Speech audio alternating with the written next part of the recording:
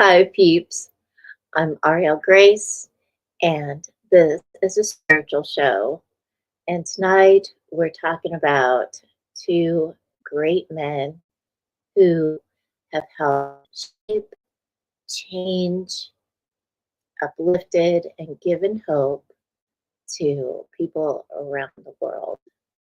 And so, before we get started here, um, I do have a couple of sales going on. Lucy Prophet Psychic Girl and Goddess Girls are on sale, the Kindle versions. Okay. And so if you go to Amazon, look them up Lucy Prophet Psychic Girl and Goddess Girls. You can hop, skip, and jump over there because I think a couple of them are free and then the rest of them are 99 cents. Yeah. And you can go over to aurielgrace.net and sign up for my newsletter there. Hey, Mom. So that you can get the monthly newsletter at the beginning of the month. That way you can see what's going on all month. It'll be very fun for you. Okay. So this month, I decided, since this is the month of like light and love and wonderfulness. Hey, Mary Bowberry. Um, that we would look at four different people that like help to shape and change the world, give light, love, hope. And tonight we're talking about two of them. Next week we'll talk about a couple more. But tonight we get to talk about Abraham Lincoln and the 14th Dalai Lama. Two people that really actually changed. They changed a lot of stuff and they really didn't think that they didn't think that they would. That's what's cool about it. Okay. So Abraham Lincoln changed the United States. Hey, Rebecca. And Abraham Lincoln is one of my most favorite presidents. He is a great guy, and he was a wonderful president. So we're going to talk about him, and then we're going to talk about the 14th Dalai Lama because they are light bringers. They bring light to our world, and they assist us by giving good guidance, by being great examples for us. And so we're going to start with Abraham because he's awesome. All right. So, one of the things about Abraham Lincoln is that his initial thing was not about the Emancipation Proclamation. He was always anti-slavery, always. He never thought that that should be a good thing, right? He was always talking about like we should not slave. And so he would often say this: we hold these truths to be self-evident, that all men are created equal, that they are endowed by their creator with certain unalienable rights, that among these rights are life, liberty, and the pursuit of happiness. So back in the day, um, our our country was created because of a lot of religious persecution. And religion had a lot to do with everyone's lives during Abraham Lincoln's life. And so he really truly believed that we were all men. We had different colors, but we were all men and women. We were humans. And so he was the 16th president of the United States, and he led the nation through the Civil War. And he had a heck of a time through it, but he did actually pray a lot. There are a lot of books, autobiographies about Abraham Lincoln, and he would pray before he made any decisions. Before he talked to his people, He would pray for good outcomes. He would pray for guidance. And I think that's why every once in a while he shows up at the White House to like say hi to people. But okay, so he led the nation through the Civil War and the abolition of slavery. His life and career are marked all over with this.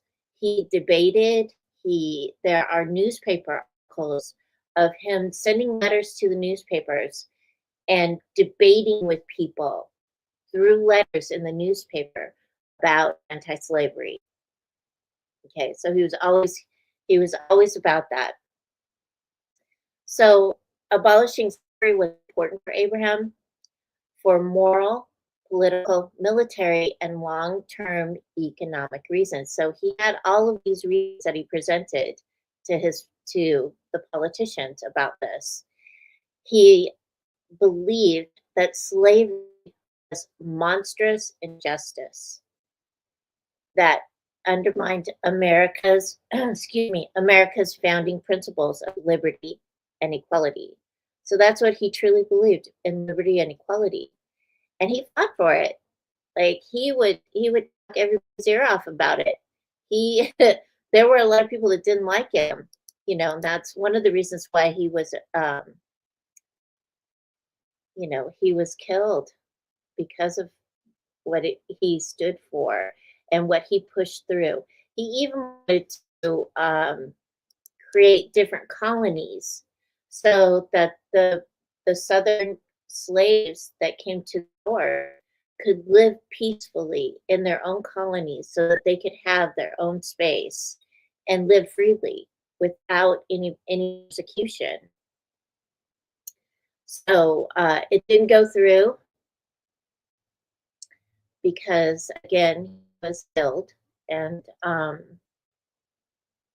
it's a shame too, because a lot of people would have had more peace, I think, had that gone through.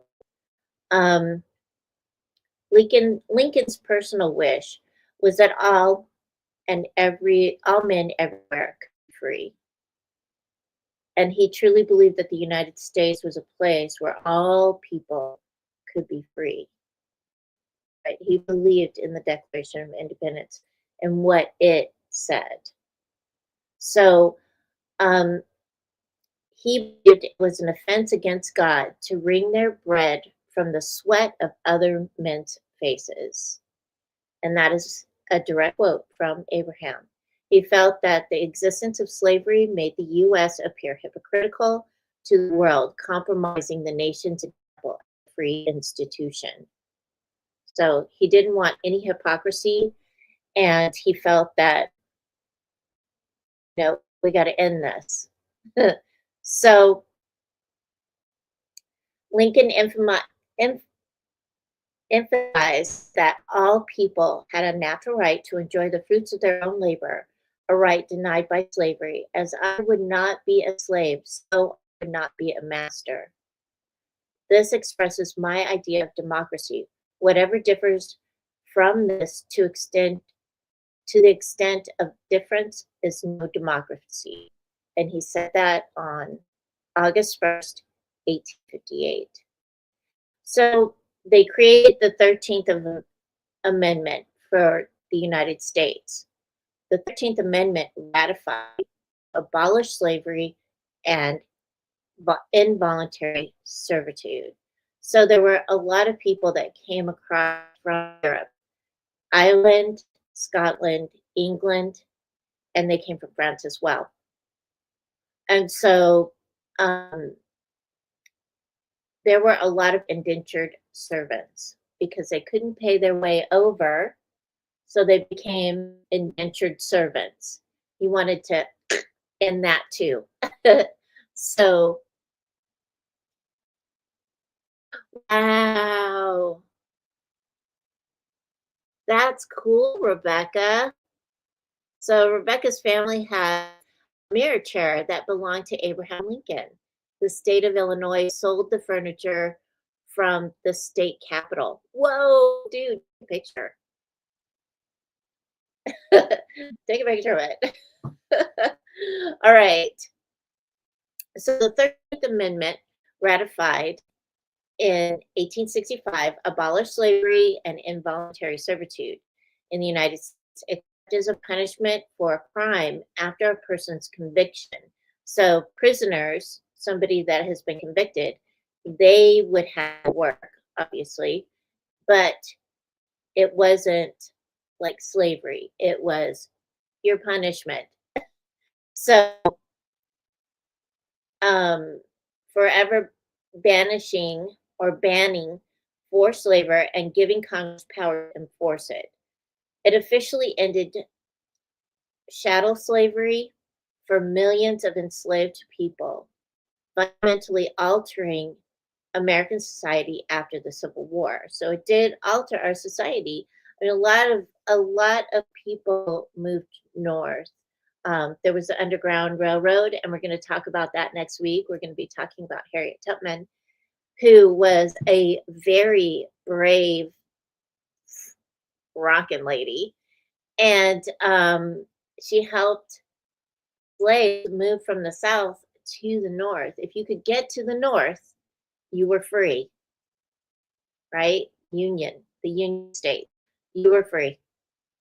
You could work. You could do something with yourself. You could get educated. There was a lot of that going on. People were helping people get out of slavery. Now, um, the southern states, they were holding on because they had big plantations and they needed the workers.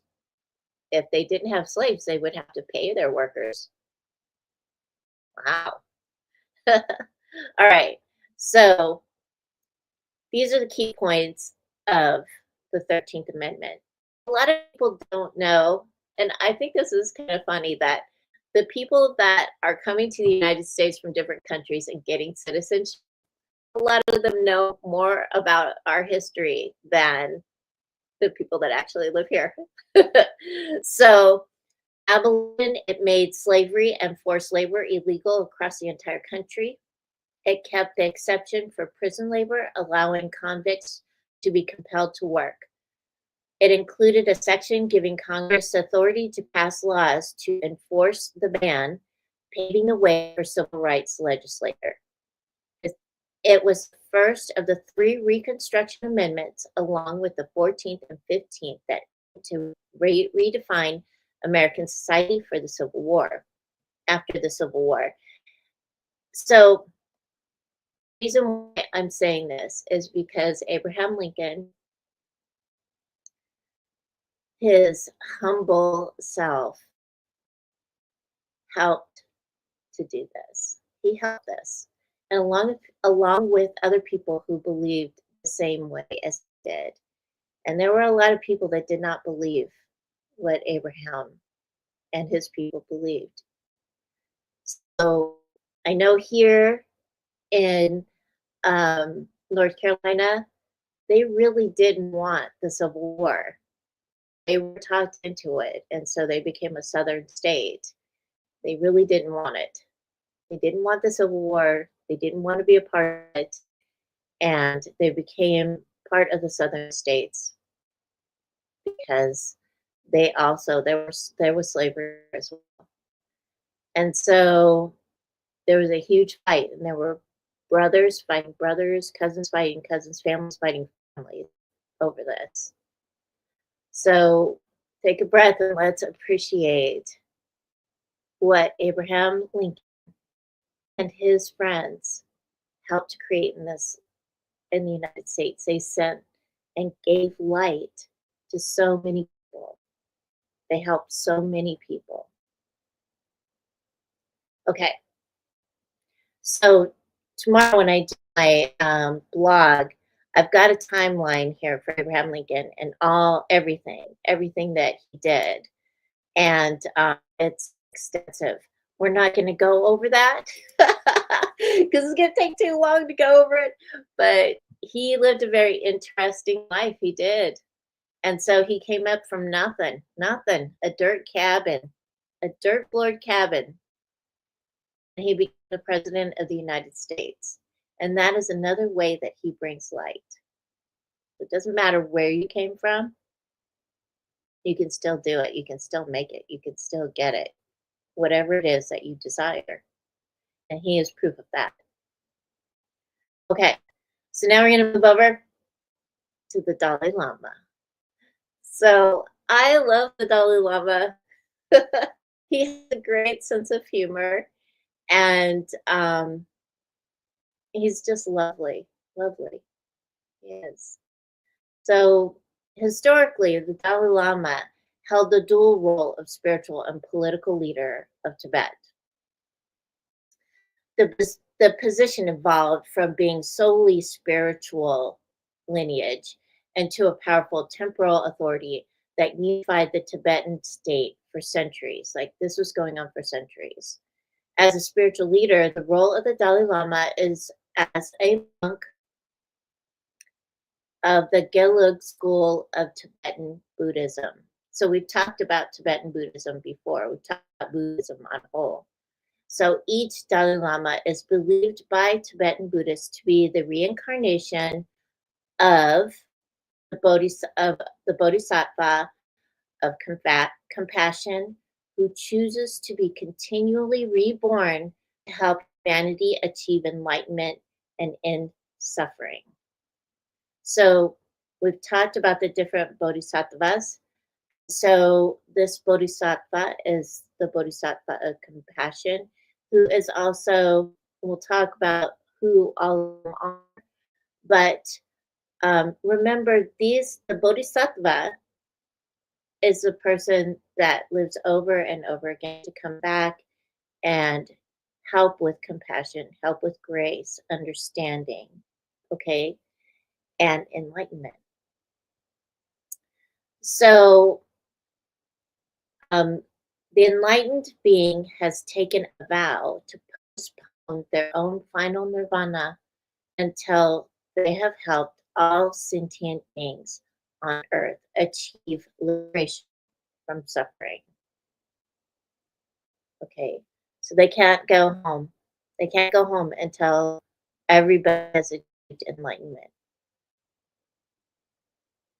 Okay, so this bodhisattva of compassion personifies the boundless and selfless compassion of all Buddhas. Maitreya, but he's not here yet. The name translates from Sanskrit to the Lord who looks down compassion. In connection to the Dalai Lama, in Tibetan Buddhism, where he is known as Chenrezig, the Dalai Lama is believed to be an earthly incarnation of the Bodhisattva. And so they do search for them when they're children. They look for, when they know that the Dalai Lama is ready to pass or has passed, they go out and search children and they give them like different things that the previous Dalai Lama had, their belongings. And they give it to the children to see if they recognize it, and they say that it is theirs. So that's one of the things that they use to find the next Dalai Lama. So the Dalai Lama's role is that of a compassionate leader. He's awesome. Can't say more than that. He's just awesome. So so here are the bodhisattvas that are of compassionate. Kuan Yin, Kannon from Japan, and Lakshvara from Cambodia and Thailand. Okay, so they're often depicted with multiple heads and thousands of arms, each with an eye on the palm. The artistic representation symbolizes the bodhisattva's ability to see and reach out to help countless beings in need. So The mantra is, and we've shared this before, Om Mani Padme Hum. Om Mani Padme Hum, which is widely recited in Tibetan and other Mahayana traditions to invoke the assistance and cultivate compassion. So, Om Mani Padme Hum. Get your mala out with each bead. Say that. You'll feel so much better afterwards. You will. Okay, so the fifth Dalai Lama, 17th century, was the first to consolidate the spiritual and temporal. He consolidated it all over Tibet, all right? And they established the palace. It's the Petal Palace, and it is in Lhasa. And it was a form of government where the Dalai Lama or the regent was head of state and continued until the 20th century. The 14th Dalai Lama, Tenzin Gyatso, he had a profound impact on that historical role. He did. Tenzin had to flee India during the Chinese uprising in 1959. He established a central Tibetan administration, Tibetan government in exile. And he did that in India. From exile, he became globally recognized figure, advocating for nonviolent resistance, human rights, and the preservation of Tibetan culture. So the fourth Dalai Lama in 1989 was awarded the Nobel Peace Prize. He was for his consistent advocacy of peaceful solutions based on tolerance and mutual respect. So this is the reason why he got the Peace Prize. And there is a committee that goes over, like, okay, so who are we giving the Peace Prize to? Let's check it out. They do a lot of research on it, on the people that they have chosen or that have been chosen. And so it is a commitment to nonviolence. That is a primary reason why he got the Peace Prize, that he was awarded it.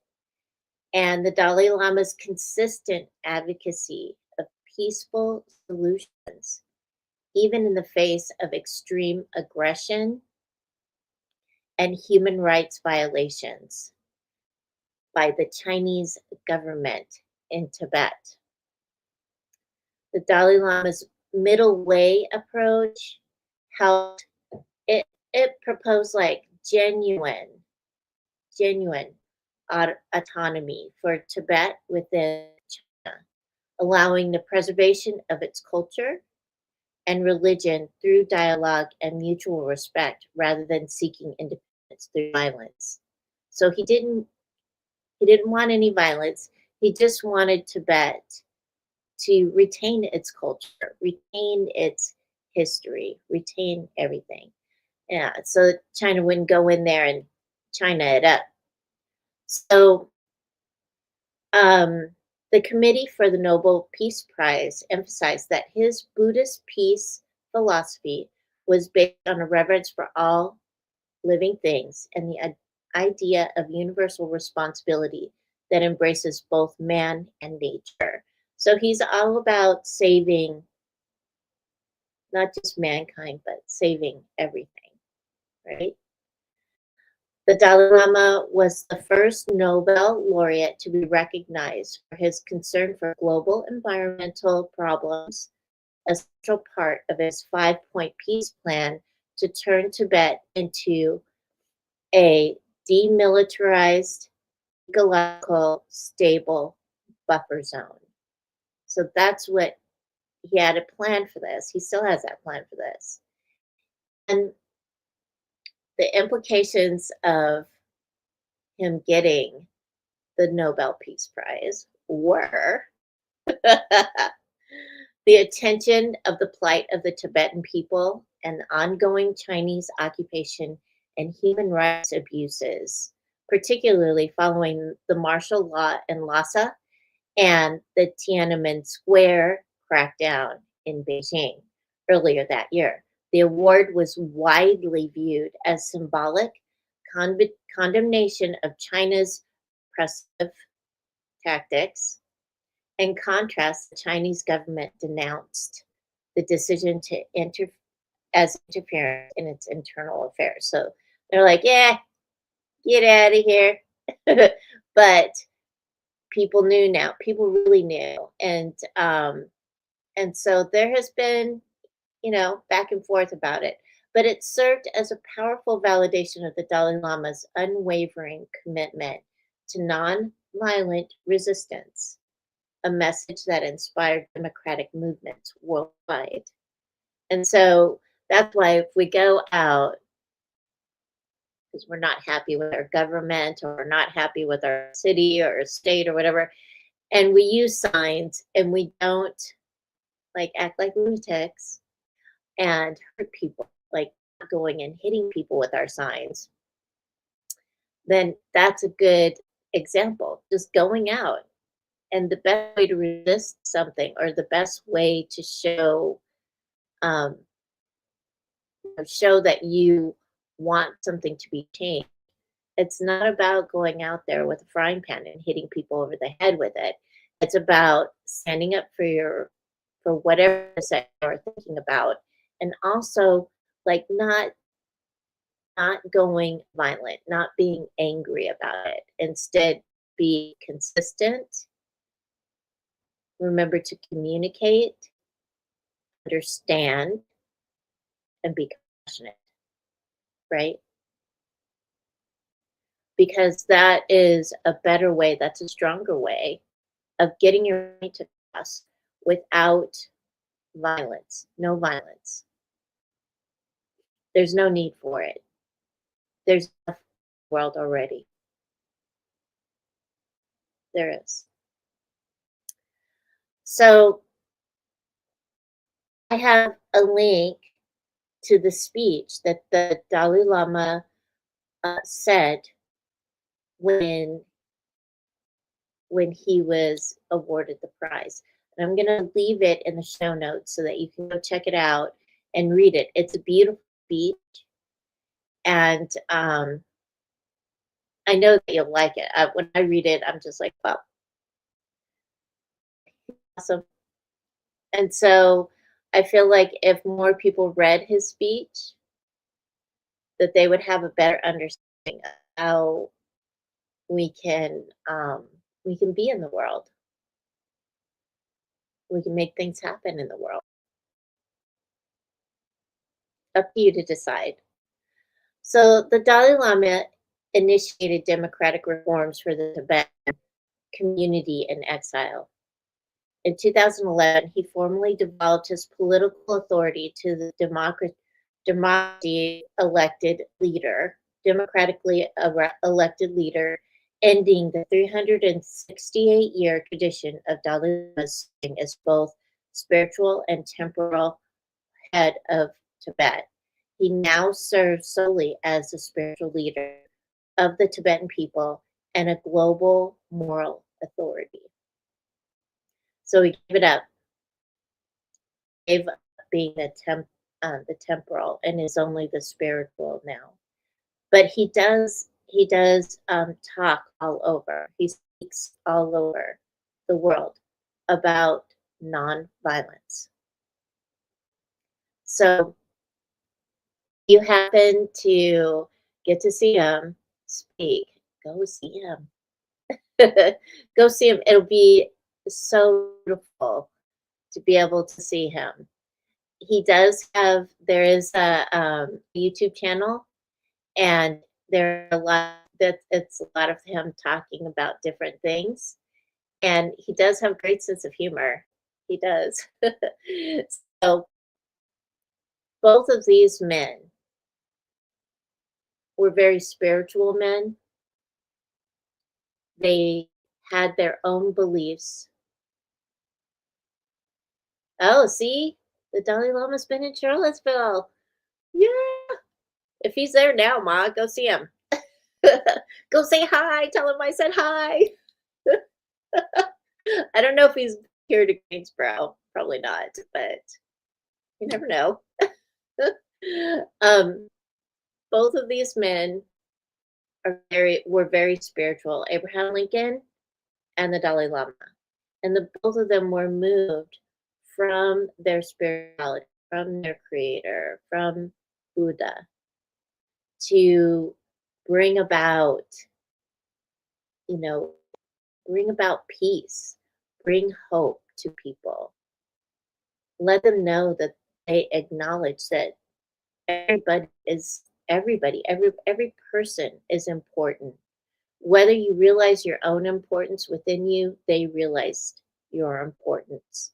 Whether you're black, green, yellow, purple, orange, white, it doesn't matter. Skin color is skin color.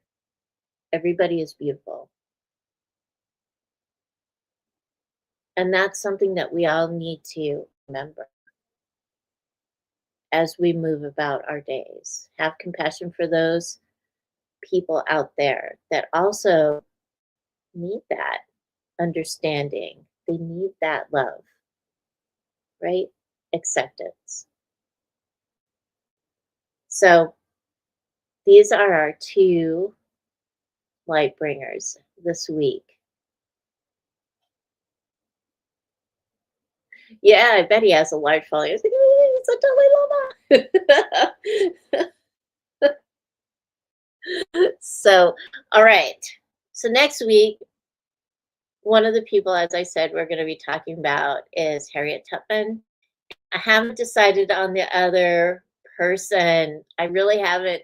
I'm debating uh, because I wanted to make sure that I had a historic person and like a present day person that we talk about so that you can look them up. You can see if you align with what they're talking about, what they believe, what kind of inspiration they are. And so I thought, yeah, I've got a couple of people in mind. I might put it on Facebook to like say, hey, who do you think about this person or this person? So we'll see. Okay. But they are going to be people that inspire us to be better, inspire us to like really look within and see what's in there. Open the door, walk in, check out that inside of you, that beautiful part of you. Okay, because it's rocking and it's almost the day. So, so we'll be celebrating. I'm going to be celebrating the winter solstice here, and I'm so very grateful to be here in Greensboro, even though it's 20 degrees and I'm not really good with the cold. Yes, so trying to be thankful, working on it. But I hope all of you have a great week. Please be safe during this weather, this crazy weather, and just know that there's going to be some energetic spikes from now until January. So if you find yourself during the day and you're like, "Holy crap, what just happened?" or you wake up and you're like, just know that there's going to be some energetic spikes going on, and just flow through it. Oh yeah, this is a spiky day. We're gonna be cool. So make sure to do that, okay? Just pay attention to the energy around you. Remember to know your energy, what you feel like, so that if some other energy comes at you, you don't bring it onto yourself, right? Nobody needs extra burdens, okay? All right, so have a beautiful week. And remember, keep your heart open and aligned with energy love. And I'll see you next week. Bye.